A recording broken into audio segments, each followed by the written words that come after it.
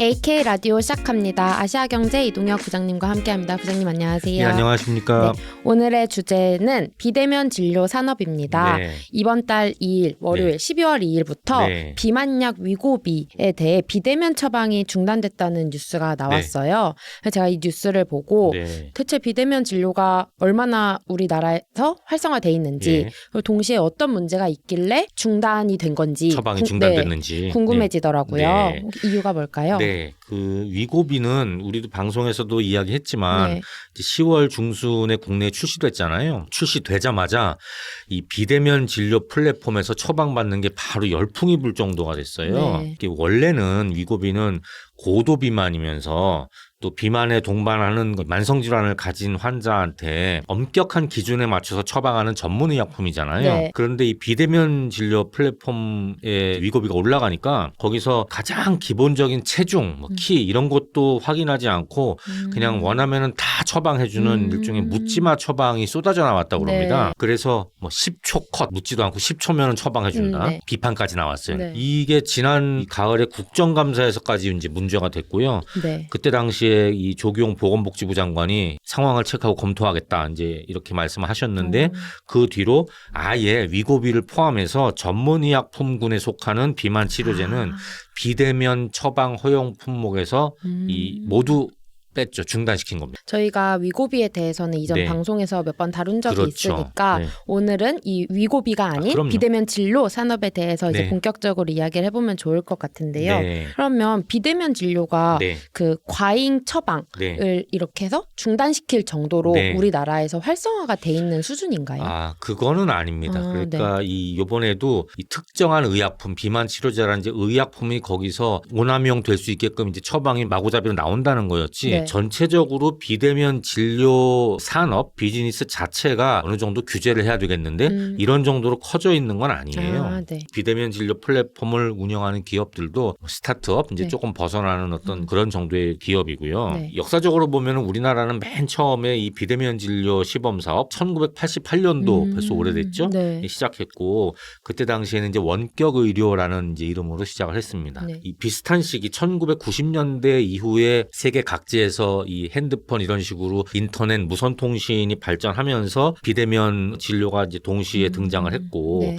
그랬는데 외국은 1990년대 후반, 뭐 2000년대 초반부터 이 비대면 진료가 이 속속 공인이 됐어요. 우리나라는 의료계의 반대가 워낙 완강해서 뭐 아직도 시범 사업에 머물고 있죠. 아까 1988년에 이제 시범 사업을 시작했다고 말씀을 해주셨는데 네. 저 같은 경우는 비대면 진료라는 게 좀 익숙해진 게 코로나 네, 때예요. 그때 많이들 받으셨죠. 네, 그래서 이게 시범 사업이 되게 오래됐다는 네. 것도 되게 몰랐는데 네. 그렇다면 시범 사업이라면 네. 현재 이 비대면 진료 업계 상황 네. 혹은 시장 규모는 네. 어떤 상황인가요? 2020년도 초에 코로나19가 유행을 하면서 그때 한시적으로 비대면 진료가 좀 그 제한이 많이 풀렸습니다. 네. 예, 왜냐면 병원에 갈 수가 잘 갈 수가 없으니까. 네. 그래서 전화 상담과 처방이 가능해지도록 규제가 많이 풀렸고요. 이때 시장 규모가 커지면서 그동안에 이제 소규모 스타트업이었던 업체들도 비즈니스가 많이 커졌다고 알려지고 있어요. 뭐 대표적으로 뭐 닥터나우, 굿닥 이제 이런 플랫폼이 비대면 진료를 원하는 의료기관하고 네.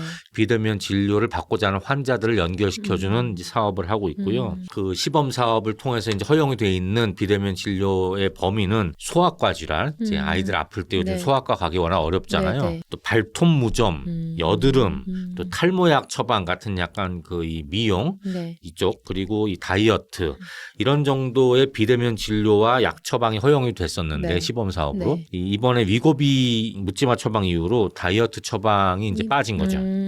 아까 닥터나우 굿닥이라는 앱을 네, 설명해 주셨는데 네. 이제 여자인 제가 뭔가 이런 앱을 떠올렸을 때 네. 강남 언니 앱, 네. 뭐 바비톡 앱, 네. 그리고 어린 아이를 둔 부모라면 네. 그 똑딱이라는 네, 네, 어플, 네, 네, 소아과 네. 어플 네. 절로 떠오를 것 같아요. 네. 이거랑은 또 다른지 궁금해지네요. 이 지금 말씀하시는 앱들은 뭐 많이들 아시고 네. 또 이 광고도 많이 하고 네. 그래서 이 인지가 많이 되어 네, 있죠. 네. 정확히 말씀드리면은 비대면 진료 플랫폼이 아닙니다. 이런 앱들은 네. 그렇지만 비대면 진료를 해주는 플랫폼보다 시장에는 훨씬 성공적으로 안착을 해했죠. 네. 왜 비대면 진료 플랫폼이 정확히 따지면 아니냐면 네. 강남언니나 바비톡 같은 경우 경우는 이 성형외과, 피부과들 진료 정보, 가격 정보, 네. 후기 이제 이런 것들을 모아놓고 있잖아요. 네. 그리고 똑딱은 이제 주로 소아과 예약을 맞아요. 온라인으로 해주는 앱이잖아요. 네. 그러니까 플랫폼 사업의 본질은 메디칼이 아니라 전자는 가격 비교 광고 플랫폼이고 후자는 그 예약 어플, 이제 음식점 예약하듯이 네, 네, 예약 네. 어플 성격인데 그들이 다루는 범위가 이제 병원 이제 이렇게 돼 있는 거죠.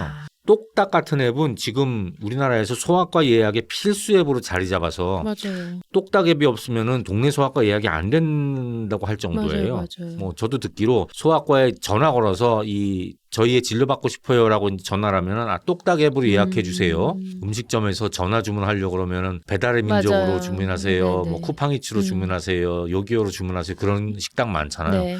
그런 정도로 이 소아과 예약에는 똑딱이 이제 자리 잡았어요. 그런데 이 똑딱은 유료 앱이 됐고요. 네.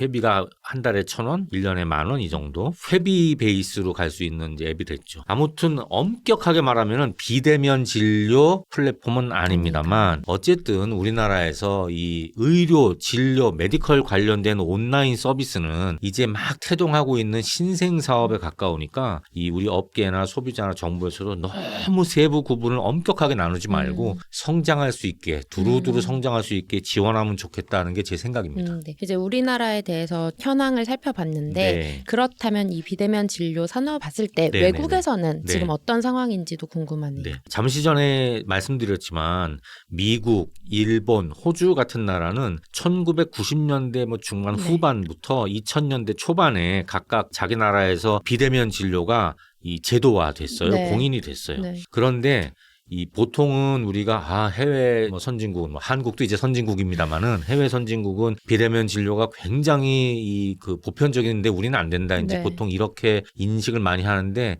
이 실제로는 해외도 그렇게까지 대면 진료를 뭐 대체하거나 같이 갈 정도는 아니고요. 오. 각국의 건강보험 청구액을 보면은 네. 어느 정도 항목별로 그 진료가 활성화되어 있는지 알 수 있잖아요. 네. 실제 비대면 진료는 코로나19 이전까지는 이런 나라들도 미미했다가 코로나19 이후로부터 활성화가 본격적으로 되고 있다고 합니다. 그럼 뭔가 한국이랑 비교했을 때 네.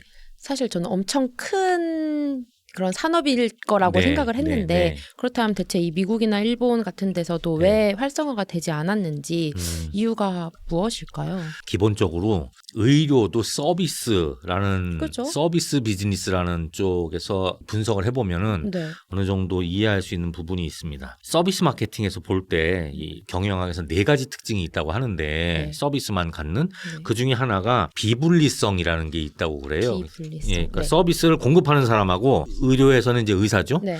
이제 서비스의 소비자, 의료에서는 환자, 환자죠. 네. 이게 동일한 장소에서 같은 시간에 만나서 서비스를 생산하고 소비한다 이제 이런 거거든요. 그게 없으니까. 예, 물건은 놓으면은 나중에라도 사가지고 가면 되는데 만들어 놓으면은 네. 조금 비유적으로 말씀드리자면 네.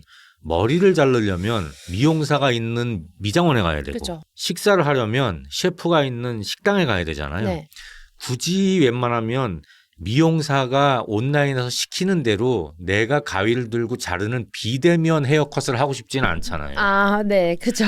이게 서비스의 특징이라서 이 더군다나 아픈 사람은 네. 의사를 직접 만나고 더 싶어하니까 그래서 이 비대면 진료 산업이 성장이 다른 이 IT 베이스 서비스보다 빨리 보편적으로 되지는 않았던 거죠. 그래서 이제 우리나라도 물론 앞으로 이 비대면 진료 산업 같은 이 IT 베이스의 메디컬 비즈니스가 이제 커지는 거는 큰 트렌드니까 맞는데 네. 이런 쪽 비즈니스의 어떤 투자에 관심이 있는 분이나 하시는 분들은 너무 기술적인 부분에만 이제 주목하지 말고 기본적으로 서비스업에 투자하는 거다라는 네. 생각을 접근법을 같이 가지시면 더 좋을 것 같아요. 네. 특히 이 의료 서비스는 소비자가 그냥 소비자가 아니고 아픈 사람이잖아요. 네. 이 우리가 아프면 행동이 안 아플 때하고 달라지잖아요. 그죠.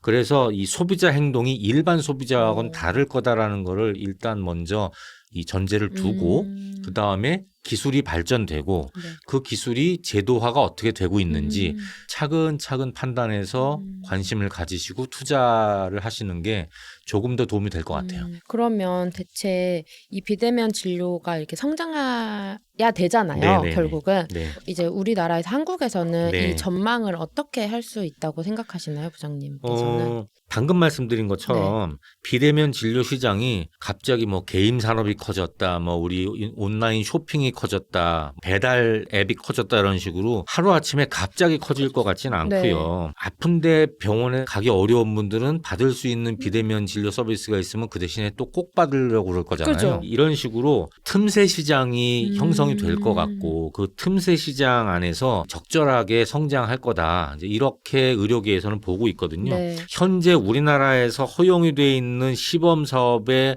범위가 소아과. 왜 소아과냐면 아이들은 24시간 아프고 또 우리나라의 개업 소아과가 굉장히 지금 여러 가지 이유로 적으니까 오픈런 해야 될 정도로 네. 가기가 힘들고 네. 어린아이 환자는 꼭 보호자가 같이 가야 되니까 보호자가 안 계실 때 뭐 출근하거나 이랬을 때 혼자 병원에 가 이럴 수가 없으니 진료를 같이 받게 해줄 수 있는 시간에 비대면 진료가 있으면 꼭 받겠죠. 네. 뭐 이제 이런 소아과 지금 허용되고 있지만은 뭐 어떤 여드름이라든지 피부 관리라든지 탈모라든지 어떤 뭐 무좀 같은 이 시급하지는 않고 필수 의료는 아니면서 꾸준히 약 처방을 해줄 수 있는 이런 네. 분야들 이런 쪽에서는 이 성장 가능성이 충분하겠죠. 사실은 체중 조절도 그렇게는 될 수 있겠지만 이 약이 전문의약품이고 또 체중 조절은 우리 몸의 호르몬 계통 또 약이 우리 두뇌 향정신성 두뇌 계통 이런 쪽에도 작용하는 굉장히 어떻게 보면 위험도가 높은 약이라서 이제 빠지게 된 거겠죠. 네.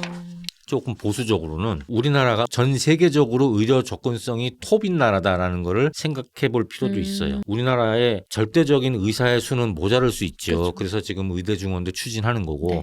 그렇지만 국토의 단위 면적당 의사 수는 세계에서 세 번째로 많다고 그럽니다.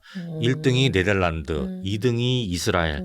다 한국보다 아주 작은 나라고 그런 나라를 빼고 또 산지가 많은 우리나라에서 의료 접근성 단위 면적당 의사가 굉장히 많다는 것은 도회지에서는 문만 열고 나가면은 눈앞에 상가에 동네 의원들이 많잖아요. 그렇죠. 이런 현실에서 필요하지 않은 비대면 진료를 굳이 하지는 않을 수도 있다. 그러네요. 그러니까 미국이나 캐나다, 호주 같은 광활한 나라 니즈가 더 많을 수도 있겠다. 그래서 지금 우리나라의 그 비대면 진료 기업들도 한국의 시범 사업이 제도화되는 게 지지부진하니까 해외 진출들을 많이 꾀한다고 하거든요. 네. 이제 그런 측면에서는 관심 있는 투자자분들도 비대면 진료의 가능성이 한국보다 넓은 나라에 어떻게 진출을 해서 글로벌 비즈니스로 성장하는지 그런 거 유심히 살펴보면 도움이 되겠죠. 그러면 제가 문득 든 생각인데 네. 이 산업에 관련해서 네. 혹시 정부가 어떤 정책을 이제 꾀하려는 그런 게 있을까요? 오늘 방송에서 말씀드렸지만 지금 30년 넘게 계속 그 시범 사업에 머물러 네. 있지 않습니까? 그런데 이제 드디어 올해 개원한 22대 국회에서 의료법을 개정해서 비대면 진료를 이제 입법화를 시켜서 공인하려는 게 정부의 계획이에요. 네. 그런데 안타깝게 또 최근에 계엄 사태가 벌어지면서 정치권이 마비 상태가 돼서 어떻게 될지는 모르겠습니다만 네, 네. 아무튼 정부는 이번 국회에서 반드시 공인시켜서 제도화하겠다는 의지를 가지고 있고 네. 또 의료계도 이 코로나19를 거치면서 지난 30년 넘게 가지고 있던 비대면 진료는 안 돼. 위험해. 의료계 수익에도 도움은 안 돼. 네. 이제 이런 거부감이 많이 약해져 있어요. 그래서 아마 공인될 걸로 이제 보고 있고요. 그렇게 되면은 또 글로벌 트렌드도 그러니까 비대면 진료가 지금보다 보다 빠르게 이제 성장하고 안착할 수 있는 제도적인 환경을 갖추게 되겠죠. 그러면 이 비대면 진료 산업이 성장을 할 때 네. 환자 입장이나 네네. 뭐 국민 정부나 소비나 입장에서 네. 누구든 입장에서 뭔가 고려해야 될 점이 또 따로 있을까요? 제일 중요한 것은 비대면 진료가 그만큼 성장을 하면 최근에 의료 사태에서도 많이 이야기가 나오는 거지만 건강보험에 부담을 준다. 그러니까 이 산업이 발전하면 누군가는 거기에 비용을 지불해야 되잖아요. 이제 그 비용을 어떻게 지불할 거냐에 대한 사회적인 합의가 이루어져야 되는데 이제 그거에 대한 이 논의는 아직 시작이 좀 안 되고 있습니다. 오늘 방송에서도 비대면 진료 산업, 비대면 진료 비즈니스라는 이 용어를 계속 쓰면서 대화를 하고 있지 않습니까? 이게 산업이고 비즈니스이다 보니까 의료기관 하고 의사들도 비대면 진료를 통해서 충분한 매출과 수익을 올릴 수 있어야 되잖아요. 그죠. 그러려면은 건강보험 수가를 신설해 줘야 되거든요. 올해 우리나라 의료 사태를 거치면서 우리나라의 의료 수가 자체가 적자 편성이라는 게 많이 알려져 있어요. 지금 건강보험 재정도 여유가 그렇게 많지 않다는 것도 많이 알려져 있어요. 네. 이런 상황에서 비대면 진료를 본격적으로 보급시키고 활성화하려면은 비대면 진료를 위해서 그동안 불필요했던 원격 진료 장비도 필요하고 또 그 장비를 사용해서 진료하는데 들어가는 진료 시간도 더 들고 뭐 이런 게 다 의료 행위니까 네. 수가에 추가되는 요인이거든요. 어. 근데 그러면은 또 건강보험의 급여 항목이 늘어나니까 건보 재정이 부담이 되고 수가가 늘어난다는 건 본인 부담금도 우리가 내는 부담금도 네네. 늘어난다는 거고 그러면 건보료 인상 요인도 될 수 있고 네. 이 전체적으로 의료비의 상승 요인이 될 수 있다는 점, 이 점에 대한 논의가 이제부터 같이 시작이 되어야 이게 정책으로서 또 산업으로서 적정한 자리를 찾아갈 수 있다고 생각합니다. 네. 오늘은 비대면 진료에 대한 산업부터 뭔가 성장을 하기 위해서는 어떤 게 중요한지까지 다양한 이야기를 들어보았는데요. 네. 결국 이제 부장님께서 마지막에 말씀해 주신 것처럼 적정한 자리를 네. 찾아서 모두가 이렇게 건강한 삶을 네. 살 수 있는 네. 그런 날이 오기를 기다려보면 좋을 것 같습니다. 네, 저도 그렇게 생각하고요. 이 기술 발전에 따라서 적정하게 빨리 우리나라에서도 더욱더 자리 잡기를 저도 바랍니다. 부장님 오늘도 유익한 말씀해 주셔서 감사합니다. 네, 고맙습니다. AK 라디오 여기서 마치겠습니다. 저희는 다음 주에 다시 찾아뵙겠습니다. 네, 감사합니다. 고맙습니다.